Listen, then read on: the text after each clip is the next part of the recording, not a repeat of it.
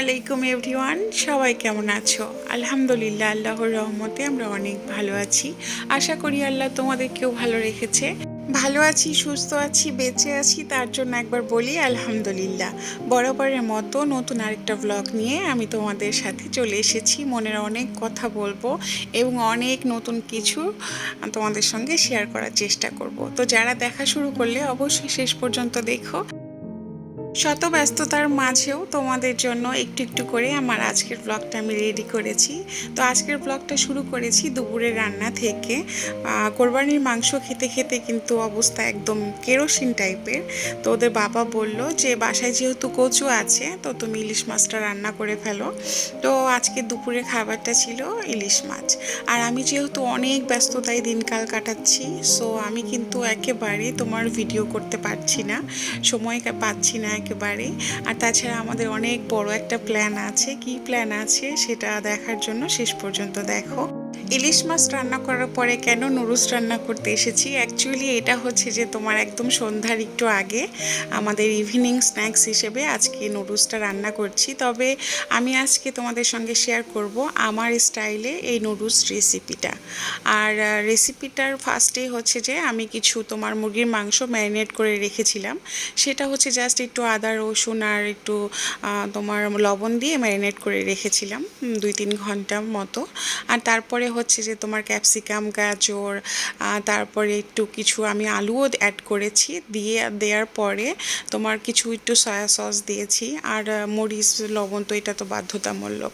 আর তারপরে আমি যদিও চিকেন নুডলস রান্না করি, তারপরেও কিন্তু আমি ডিমটা কখনোই ছাড়ি না। আর এইখানেও কিন্তু আমি একটু সয়া সস দিয়ে নিলাম। সয়া সসটা দেওয়ার ফলে না একটু চাইনিজ টাইপের একটা ফ্লেভার চলে আসে। আর আমার মতো স্টাইলে তোমরা নুডলস রান্না করে খেয়ে দেখো, অনেক মজা পাবে। আর তাছাড়া মনে করো এটার পুষ্টিতে একদম ভরপুর সব কিছু। গাজর আছে, ক্যাপসিকাম, চিকেন, ডিম, মানে সব কিছু মিলিয়ে অসাধারণ। আর তাছাড়া তুমি এখানে সসও অ্যাড করতে পারো। অ্যাকচুয়ালি আমি সসটা অ্যাড করি না, বিকজ মানে আমি বেশি পছন্দ করি না সসটা। তবে সস অ্যাড করলে না এটার স্বাদটা আরও অনেক বেড়ে যায়। অনেক সহজ একটা রেসিপি, বাট খেতে কিন্তু অসাধারণ। আর টমেটো থাকলে তোমরা কিন্তু টমেটো স্লাইস আকারে কেটে সেটাও অ্যাড করতে পারো। আমার বাসায় টমেটো ছিল না, তার জন্য দিতে পারি নাই। বাট এটা কিন্তু অসাধারণ টেস্ট হয়, তোমরা একটাবার ট্রাই করে দেখতে পারো। আর একটু যদি তোমাদের বাসায় গোলমরিচের একটু ফ্রাই থাকে, মানে ক্র্যাচ করা টাইপের, ওইটাও একটু অ্যাড করলে না চিকেনের সঙ্গে অন্যরকম একটা ফ্লেভার আসে। সো আমার কিন্তু একদম চিকেন নুডলস রান্না করা কমপ্লিট। আর বাসায় যেহেতু হাজব্যান্ড, বাচ্চারা আছে, আর তাদের আবদার ছিল নুডলস, ঝাল নুডলস খাবে, ঝাল নুডলস। এই নুডলস কিন্তু আমি অ্যাড করেছিলাম চপস্টিক নুডলস আর হচ্ছে কোকোলা নুডলস। আর কিছু লম্বা তোমার কোকোলা নুডলস থাকে, সেটাও অ্যাড করেছি। আর মানে ম্যাগি বলো, তারপরে হচ্ছে যে চপস্টিক বলো, এগুলো তো বাঁকা বাঁকাই থাকে। তো আছে না লম্বা লম্বা বা বাঁকা বাঁকা, একটু অন্যরকম সৌন্দর্য বাড়ানোর জন্য আমি 2টা নুডলসই অ্যাড করেছিলাম।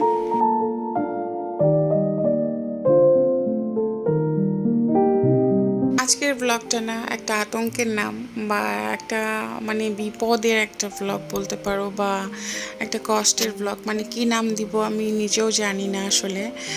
যতটা সৌন্দর্য দেখা যাচ্ছে ততটা সৌন্দর্য কিন্তু না, একেবারেই না। তোমরা শেষ পর্যন্ত দেখলেই বুঝতে পারবে। আর আজকের ব্লগটা, ভিডিওর যে কোনো একটা পার্ট যদি তোমাদের ভালো লাগে বন্ধুরা, অবশ্যই একটা লাইক দিও। আর আমার চ্যানেলটা সাবস্ক্রাইব করে আমাদের সাথেই থেকো। আর অবশ্যই ভালো মন্দ মতামতটা তোমরা জানিও। আর তোমরা যারা আমার ব্লগ দেখো প্রতিনিয়ত, আমাকে যারা সাপোর্ট করছো, তারা মানে আমার ভালোবাসায় তাদের জন্য অবিরাম। আমার অনেক দোয়া তাদের জন্য, আমার পাশে থেকো সব সময়। আর ঈদে যেহেতু আমি মেহেদি দিয়েছিলাম না, আর আজান বাবা না মেহেদি দেওয়ার পাগল, আম্মু মেহেদি দিয়ে দাও, মেহেদি দিয়ে দাও, মেহেদি দিয়ে দাও। তো ভাবলাম যে ওকে দেওয়ার পরে আমিও একটু দিই, যেহেতু একটু ফাঁকা মানে ফ্রি বসেছিলাম। তো আমি একেবারেই কিন্তু মেহেদি দিতে পারি না, আমি পারি না একেবারে। হয়তো চেষ্টা করলে একটু একটু পারবো, বাট চেষ্টা করার আসলে সময় নেই। আর আমি কি আঁকালাম এটা আমি নিজেও জানি না। তো যাই হোক, আমার যা যাবর একটা অবস্থা মেহেদি। একটা দুঃখর পাঠ চলে আসছে, আমার শখের একটা জিনিস মারা গিয়েছে। মারা গিয়েছে বলতে অ্যাকচুয়ালি ভেঙেই গেছে। আর সেটা কি, সেটা হচ্ছে যে আমার এই লবণের কিউট বাটির মানে ঢাকনাটা অ্যাকচুয়ালি আমি বুঝি নাই যে কিভাবে পড়ে আমার হাত থেকে না ভেঙে গেল। আমি জাস্ট শুধু কষ্ট পেয়েছি, মানে বিশাল বড় কিছু ক্ষতি না, বাট কষ্ট কেন পেয়েছি যে বেচারাকে আমি একদিনও ইউজ করি নাই। আমার ডাইনিং টেবিলে আমি এটা রেখেছি। আমরা যেহেতু কেউ তোমার বাড়তি লবণ বা কাঁচা লবণ যেটাকে বলে খাবারের সঙ্গে, এটা একেবারেই খাই না, আমরা অ্যাভয়েড করি। তো আমি এটা জাস্ট গেস্টের জন্য, অনেকে তোমার কাঁচা লবণ খাই তার জন্য নেওয়া হয়েছিল। আর আমার এই মানে লবণের বাটিটা এত পছন্দ ছিল, এটার কালার বলো বা এত কিউট, এত সুন্দর। আর মানে সেই ঢাকনাটাই ভেঙে গেল, কি আর বলবো, এত কষ্ট, মানে খুবই খারাপ লাগছিল যে আল্লাহ আমি একদিনও ইউজ করতে পারলাম না। তো আর কি করা, আসলে ভেঙে গেলে তো আর কিছু করার থাকে না। আর তাছাড়া না মানে আজকের এই দিনটা একেবারে বাজে ছিল। আমি তোমার এটা তো ভিডিও করেছি, বাট এর আগে তোমার আজান বাবা একটা গ্লাস ভেঙে ফেলেছে। মানে আমার সংসারে না প্রতিনিয়ত তোমার ক্ষতি ক্ষতি ক্ষতি হচ্ছে। আরেকটা কি ক্ষতি হচ্ছে, এই যে দেখতেই পাচ্ছ আমার এই ফ্রাই প্যানটা বিশাল বড়। এটা আমি বিরিয়ানি বা এই যে 5 কেজি বা 4 কেজি বা 8-9 কেজি মাংস আটবে সেটার জন্য এটা কিনেছিলাম। তো এটা জাস্ট মনে করো, এই যে দেখছো না, মার্বেলের এই শেড গোল ছিল আমার হাত থেকে। জাস্ট আমি মানে কিভাবে যে পড়ে আমার পায়েও আমি ব্যথা পেয়েছি, আর এটা ভেঙে গেল। তো এটা এখন শুধু নড়াচড়া করছে, মানে যেহেতু তোমার সেম কালারেরই ছিল প্যাটার্নটা, ওইটা ভেঙে গেল। তো আজকের দিনে আমার শুধু ভাঙাভাঙি ক্ষতি এই রকমই হচ্ছিল। এর জন্যই আমি বলেছি যে আমার আজকের ব্লগটা অনেক কষ্টের, অনেক দুঃখের। এর চেয়েও বড় কষ্ট আছে, বিশাল বড় আতঙ্ক আছে, শেষ পর্যন্ত দেখো। এটা হচ্ছে তারপর দিন সকালবেলা। আমি যেহেতু 2 দিনে কিছু কিছু ভিডিও অ্যাড করে আজকের ব্লগটা তোমাদের সঙ্গে ওয়াশিং আমি শেয়ার মেশিনটাও করছি নষ্ট যে আমি হয়েছে কি দেখো, যাযাবর অবস্থাতে ছিলাম। অ্যাকচুয়ালি এর জন্য আমি ব্লগ কন্টিনিউ কতই করতে কাজ করে, পারছিলাম না। কি তারপরে করে প্যারা না শুরু করে হয়েছে, কোনো আমার বোতামে কাজ করছে ওয়াশিং না, মেশিন কাজ আমি করছে তো না, বুঝে কোনো উঠতে রকম পারছি না। কোনো বাটন কাজ করছে না, একদিনে বা এত একা একাই বিপদ কাজ হচ্ছিল, করছে, কি করছে না বলো তো। করছে এই রকম অবস্থা। যে সুইচও ঠিক আছে,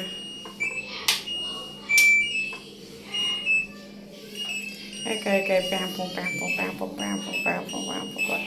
অথচ আমি এতগুলো কাপড় ধুতে দিয়েছি। বিপদের পর বিপদ, শান্তি নাই।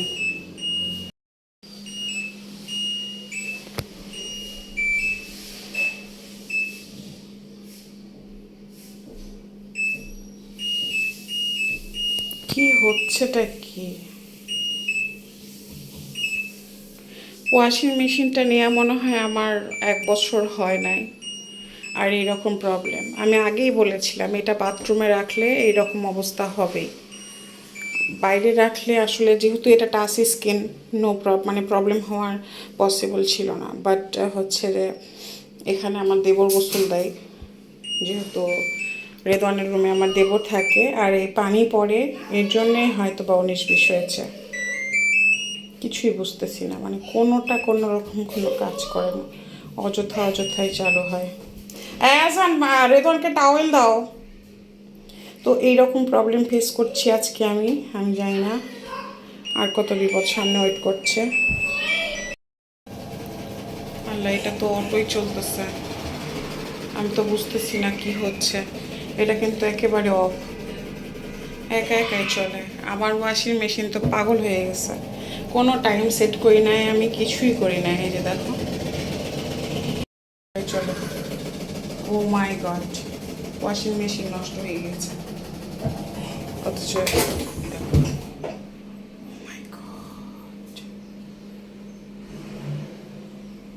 কাপড় একা একাই ওয়াশ হয়।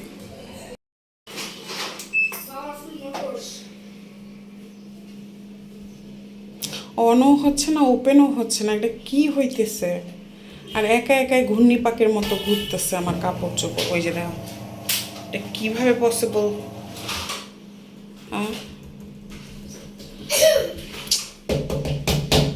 মাথায় তো কাজ করছে না আমার। তোমরা দেখতেই পেলা একের পর এক আমার সঙ্গে এত প্রবলেম, তারপরে এক আতঙ্কের নাম, সেটা হচ্ছে যে আজানের হাত পুড়ে গিয়েছে। আর আজানের হাতটা কিভাবে পুড়লো, সন্ধ্যাবেলা ওদের বাবা হচ্ছে যে আয়রন মেশিনে একটা টি শার্ট আয়রন করে জাস্ট একটু নিচে রেখেছে, আর আজান ওখানে গাড়ি নিয়ে খেলছিল। তোমার ওদের বাবা বুঝে নাই যে বাচ্চা ওখানে যে জাস্ট মানে ছ্যাঁকা খাবে। আর আজানও আসলে তো জানে না যে এটাতে এইরকম প্রবলেম হয়।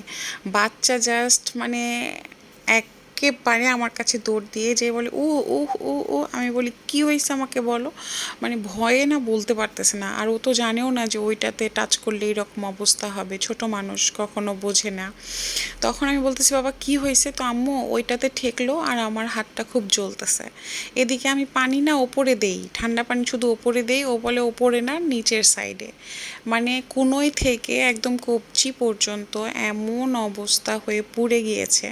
তোমার এখন তো কিছুই না, আমি জাস্ট শুধু কান্না করছিল কান্না করছিল কান্না করছিল। অনেকক্ষণ তোমার ঠান্ডা পানি ঢেলেছি, ইভেন তোমার পেস্টও দিয়ে রাখছিলাম। আসলে আমরা মানুষ যা করি, পুড়ে গেলে তো সবার প্রথমে এগুলোই করি। তো তারপরে হচ্ছে যে বাচ্চাকে একটু মোবাইল দিলাম, যে অন্য ধান্দায় থাকলে তার কষ্টটা কমে যাবে। ইভেন তোমার পরে আর ভিডিও করতে পেরেছিলাম না, রাতে অনেক কান্না করছিল। মানে ওদের বাবা ওকে খুব মোটিভেট করছিল যে কিচ্ছু হয়নি, স্ট্রং বয়, ঘুমাবে না, ড্রেস পরবে না, এইরকম অবস্থা ফেস করছিলাম। আর সকালে উঠে দেখি এত সুন্দর বৃষ্টি, মানে বৃষ্টি দেখে না মনটা খুব ভালো হয়ে গিয়েছিল। মানে রহমতের এই বৃষ্টি দেখলে কান্না ভালো লাগে। আর তাছাড়া তোমার ওয়েদারটাও অনেক একটু গরম গরম ছিল, রোদ হচ্ছে না কিছুদিন ধরে, বাট অনেক গরম। আর তারপরে বৃষ্টি হওয়ার পরে মনে হচ্ছে যে একদম শান্তি আর শান্তি। তোমাদেরকে বললাম যে আমাদের বিশাল বড় একটা প্ল্যান আছে। প্ল্যানটা কি, আসলে আমরা কিন্তু ট্যুরে যাচ্ছি, আর কোথায় যাচ্ছি বা কোথায় কোথায় যাব সেটা দেখার জন্য অবশ্যই আমার সাথেই থাকতে হবে। বন্ধুরা প্লিজ আমার চ্যানেলটা সাবস্ক্রাইব করে আমার সাথেই থেকো, আর অবশ্যই তোমাদের মতামতটা জানিও। আর আমাদের জার্নিটা আসলে আমি পুরোটা শেয়ার করব তোমাদের সঙ্গে, পার্ট টু পার্ট, বাট আমাদের সঙ্গে থাকতে হবে। আর তোমরা দেখেছিলা যে আমি আজানকে যখন ক্রিম মাখাচ্ছিলাম তখন আসলে ওদের বাবা ব্যাগ প্যাকিং করছিল। আর তারপরে হচ্ছে আমাদের ব্রেকফাস্টের সময়, তো আমি তোমার পরোটা দিয়ে একটা আর ডিম দিয়ে জাস্ট এইভাবে মুড়িয়ে নিলাম।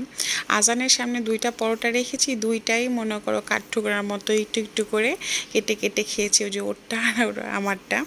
পরে আমাদের নাস্তা শেষে দেখছি যে বাচ্চার এই হাতটা দেখছো কি পরিমাণে পুড়েছে। এখন দেখো, এখন বোঝা যাচ্ছে যে কি মর্মান্তিকভাবে আমার ছেলেটা কষ্ট পেয়েছে। আমার জান, এই যে সে আয়রন মেশিন দেখছো, এটা চকচক, তাই এখানেও এরকম হয়েছে। দেখো মা, দেখো, sorry sorry sorry sorry sorry sorry, দেখাও একটু এই পাশে দেখাও। হ্যাঁ, এই যে, আর এই যে, এই যে আমার জানের হাতটা পুড়ে দেখেন কেমন ছাই ছাই হয়ে গিয়েছে। হাতটা কেমনভাবে একদম পুড়ে গিয়েছে। আর এটা কিসে পুড়েছে, এটা হচ্ছে যে আয়রন মেশিনে পুড়েছে। ওর বাবা জামা কাপড় আয়রন করে রেখেছে, আর ও যে খেলার সময় হাতে টাচ লেগে এই পরিস্থিতি, এই রকম পরিস্থিতি। মানে আয়রন মেশিনেও যেই রকম আছে না যে ছক ছক ছক ছক, হাতেও সেম এই যে দেখি বাবা, এই যে এইভাবে উঠে গিয়েছে। কি মর্মান্তিক, সারাটা রাত বাচ্চাটা এত কষ্ট পেয়েছে, এত কষ্ট। দেখো তো কেমন করে চামড়া উঠে গেল, কেমনটা লাগে, কেমনটা লাগে।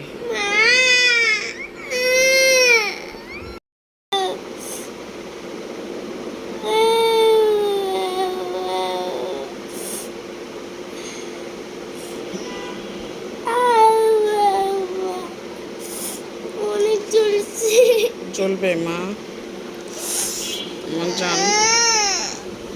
তোমরা তোমরা দোয়া করো আজান বাবার জন্য যেন হাতটা বেশি ক্ষতি না হয়। তবে চামড়া ওঠা শুরু করেছে, সেটা দিয়ে আবার তোমার কষ বের হচ্ছে, আল্লাহ না করে যে আসলে ঘায়ের মতো হয়ে যায়, মানে শুকিয়ে যেন ভালো হয়ে যায়, আল্লাহ ভরসা।